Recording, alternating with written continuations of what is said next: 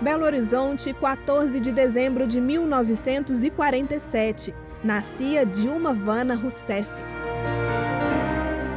Aqui, no colo do pai, imigrante búlgaro Petar Rousseff, que se naturalizou brasileiro como Pedro. Advogado, ele foi filiado ao Partido Comunista da Bulgária. Faleceu em consequência da diabetes quando Dilma tinha 15 anos. Da mãe, a ex-presidente herdou até o nome. Dilma Jane da Silva, carioca de Resende, é professora. Na imagem estão o irmão mais velho, Igor, a caçula, Ana Lúcia, e Dilma, filha do meio. Foi aqui no Colégio Estadual Central que Dilma Rousseff cursou o 2º grau, hoje chamado de ensino médio.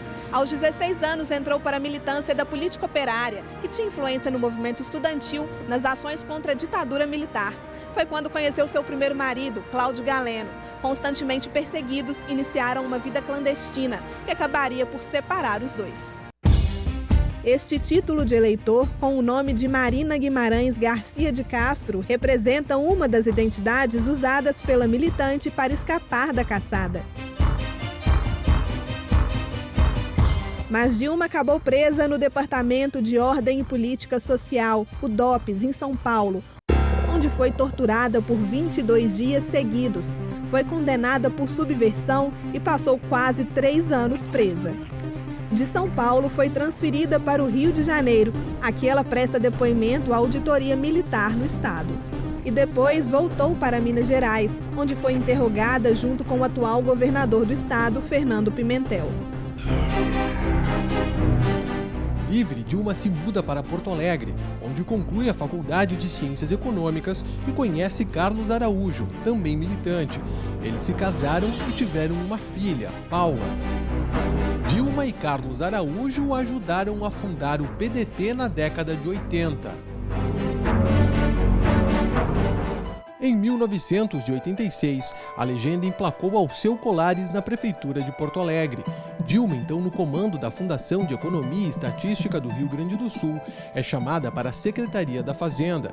Em 1993, Colares é eleito governador e Dilma novamente foi lembrada. Eu tomo a palavra agora como secretária de Energia, Minas e Comunicação. Em 1995, com o fim do governo Colares, Dilma abriu uma dessas famosas lojas de 1,99, chamada Pão e Circo, que fechou 1 ano e meio depois e acabou retornando aqui para o Palácio Piratini durante o governo Olívio Dutra, em 1998, outra vez como secretária de Minas, Energia e Comunicação.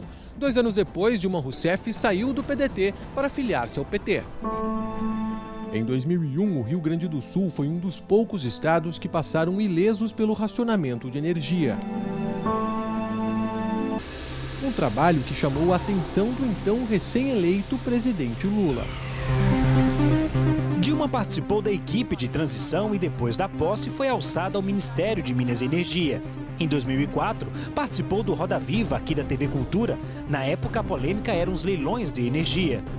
Mesmo sendo do mesmo grupo econômico, uma geradora não podia vender para a distribuidora, a não ser em leilão.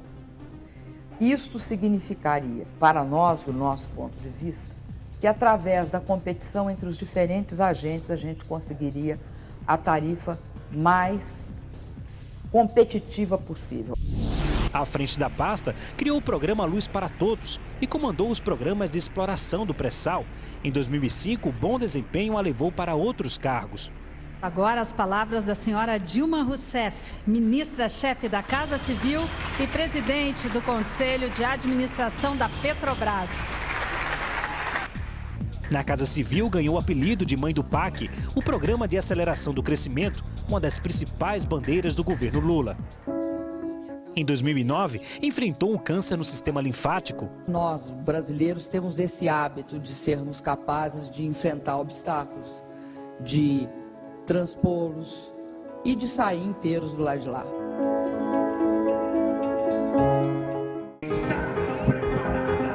Obstáculos maiores viriam após a superação da doença. Menina dos olhos de Lula, a ministra foi escolhida para concorrer ao Palácio do Planalto. Foi crescendo ao longo das pesquisas de intenção de voto. Nas urnas, acabou eleita no segundo turno contra o tucano José Serra, com quase 56 milhões de votos. O primeiro ano de mandato não foi fácil. Com denúncias em vários ministérios, Dilma precisou ter um jogo de cintura que, por vezes, não demonstrava ter. Uma pesquisa do jornal O Globo mostrou entre 2011, quando assumiu, até outubro de 2014, quando foi reeleita, a presidente recebeu com exclusividade apenas 2 deputados federais e 13 senadores. A relação com o Congresso foi cheia de altos e baixos, mas até ali prevaleceu o bom senso nas horas cruciais. Ela é uma pessoa extremamente inteligente, extremamente culta e muito dura e rigorosa na cobrança daquilo que você faz. Eu fui ministro da Justiça 5 anos, fui advogado-geral da União por alguns meses e ela sempre cobrou muito resultado, sempre com muito rigor. Na economia, manteve Guido Mantega à frente da Fazenda, desonerou mais de 50 setores para movimentar o capital e manteve a taxa de desemprego estável na casa dos 7%. Na área social, criou o programa Brasil Sem Miséria. Resultado, em 2014 o Brasil saiu do mapa da fome da ONU. Também no primeiro mandato veio Mais Médicos, que facilitou a chegada de médicos estrangeiros para trabalhar no interior do país.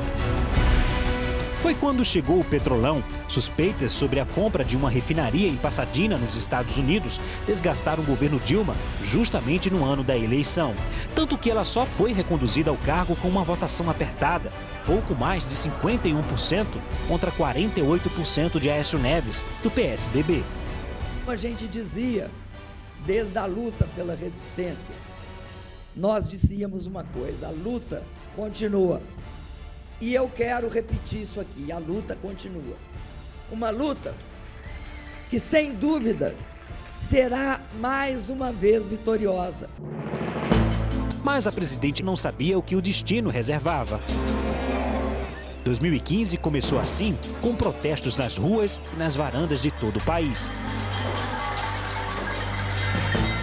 Dilma Rousseff respondeu que estava disposta a dialogar e lembrou que muitos da geração dela morreram para que os outros pudessem se expressar. Nunca mais no Brasil nós vamos ver pessoas que, ao manifestarem sua opinião, seja contra quem quer que seja, inclusive a presidência da República, possam sofrer quaisquer consequências. Nunca mais isso vai acontecer. A economia começou a andar para trás. Dói no bolso. O desemprego aumentou. Aqui tem 400 currículos. O clima entre o executivo e o legislativo piorou. O presidente da Câmara, a partir de hoje, é a oposição ao governo. E a Lava Jato chegava cada vez mais perto do Palácio do Planalto. Nessa fase da Lava Jato, o Ministério Público Federal investiga o recebimento por parte de Lula de 30 milhões de reais supostamente desviados da Petrobras. A situação ficaria ainda pior. O Tribunal de Contas da União recomendou ao Congresso a rejeição das contas presidenciais de 2014 por causa das chamadas pedaladas fiscais. O atraso no repasse de verba a bancos públicos para camuflar as contas do governo, o suficiente para o processo de impeachment ser aberto. É a maior das brutalidades que pode ser cometida contra qualquer ser humano. Puni-lo por um crime que não cometeu.